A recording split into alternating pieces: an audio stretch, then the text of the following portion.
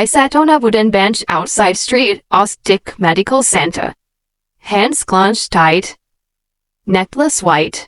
Spring sunlight shimmered on the glass walls.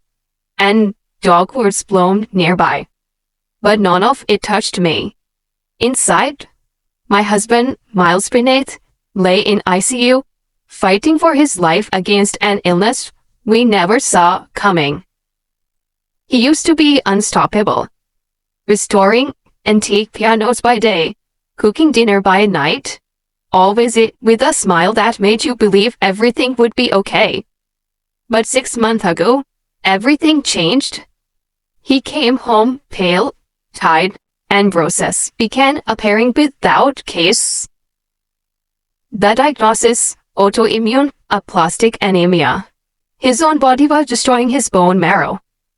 The only hope? A stem cell transplant.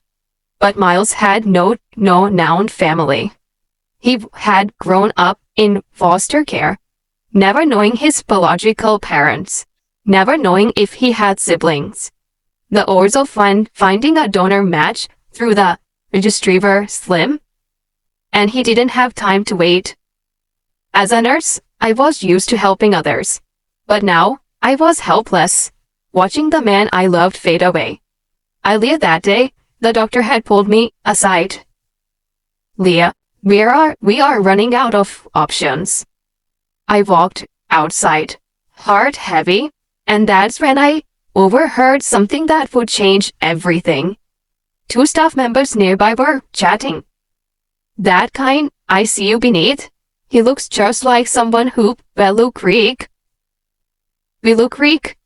a quiet mountain town 2 hours away. Was it coincidence or something more?" Miles had once confessed he would thought about searching for his family. But if they didn't want me then, why would they want me now? So he buried the idea. But now family was not just about connection. It was his only hope for survival. The next morning I packed a bag and drove to Willow Creek with nothing but a photo of Miles and a thread of hope. I asked around showing his picture. At a general store, the clerk immediately said, "You must mean Caleb Dyer, Lives of County Road 6. My heart pounded. At the Dyer house, a man opened the door. He was tall, broad-shouldered, and when I looked into his eyes, those same piercing blue eyes as Miles. "I know." I showed him the photo.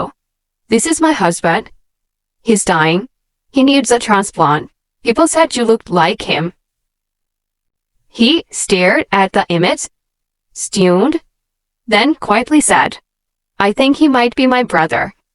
Caleb told me about his mother, how she would had many children, and how one baby boy had been given up at birth. He was too young to stop it then, but he had never forgotten. And now, he didn't hesitate. "If there are giants, I can save him. I will do it." We drove back to Ash Grove that night. Caleb behind me in his pickup. Along the way, he asked everything about Miles. His love, his work, how he liked his pancakes on Sundays. I told him everything. At the hospital, Caleb met Miles for the first time. Miles was asleep, weak, barely recognizable, but the resemblance was undeniable. "He really does look like me," Caleb whispered. He was tested immediately. 2 days later, we got the call. Caleb was a perfect match. Note, partial. Note close. Perfect. The transplant went smoothly. Then came the hard part, waiting days of immune suppression, infection, and uncertainty. But slowly, Miles began to heal. He sat up, he smiled, he laughed.